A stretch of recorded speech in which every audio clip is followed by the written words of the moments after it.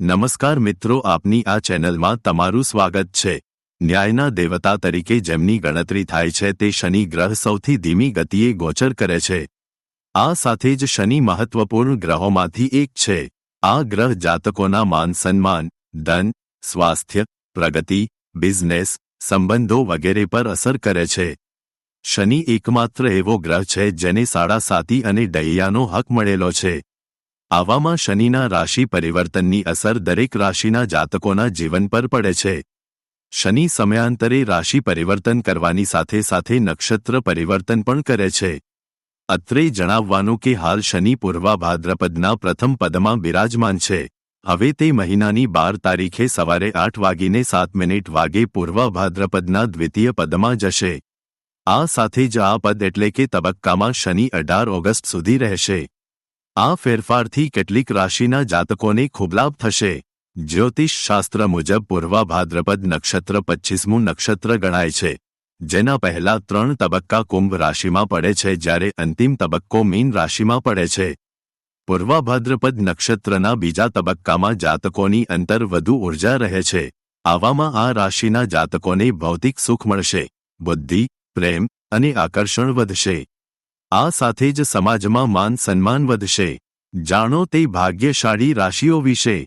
1. મેષ રાશિ। શનિના પૂર્વા ભાદ્રપદ નક્ષત્રમાં પ્રવેશ કરવાથી આ રાશિના જાતકોને શુભ ફળની પ્રાપ્તિ થઈ શકે છે। આવામાં આ રાશિના જાતકોની આવકમાં ઝડપથી વધારો થશે। અચાનક ધનલાભના યોગ પણ બની શકે છે। અટવાયેલા પૈસા પાછા મળશે। આ સાથે જ ભવિષ્ય માટે ધન ભેગું કરવામાં પણ સફળ રહેશો। પરિવાર સાથે સારો સમય વીતશે। આ સાથે સમાજમાં માન સન્માન વધશે। બુદ્ધિના દમ પર દરેક ક્ષેત્રમાં સફળતા મેળવી શકશો। નોકરિયાતોને કાર્યસ્થળ પર સમય સારો વીતશે। સરકારી નોકરી માટે તૈયારી કરતા લોકોને સફળતા મળી શકે છે। પ્રોપર્ટીમાં રોકાણ કરવાનું લાભકારી રહી શકે છે। બધું મળીને શનિના પૂર્વા ભાદ્રપદના બીજા તબક્કામાં જવાથી આ રાશિવાળાને દરેક ક્ષેત્રમાં સફળતા મળી શકે છે। 2. કન્યા રાશિ।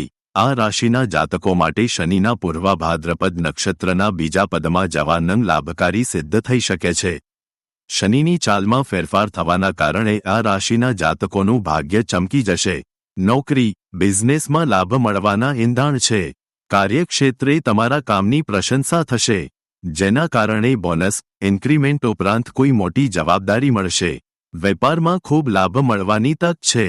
લાંબા સમયથી જે મંદીના વાદળો છવાયેલા હશે તે દૂર થશે। ખોટ નફામાં ફેરવાઈ શકે છે। કરિયરના ક્ષેત્રે પણ લાભ મળશે।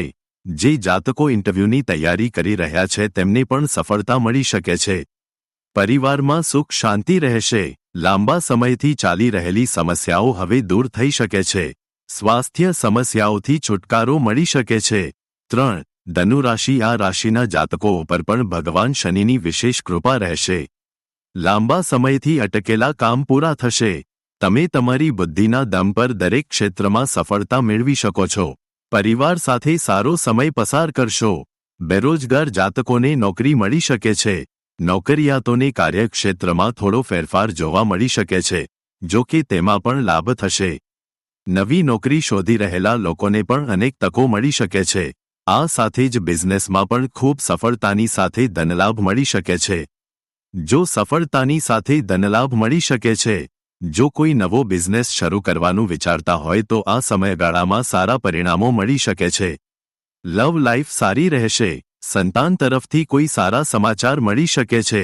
મિત્રો, વિડિયો પસંદ આવ્યો હોય તો લાઇક, શેર અને સબસ્ક્રાઇબ જરૂર કરજો। જય શ્રી કૃષ્ણ।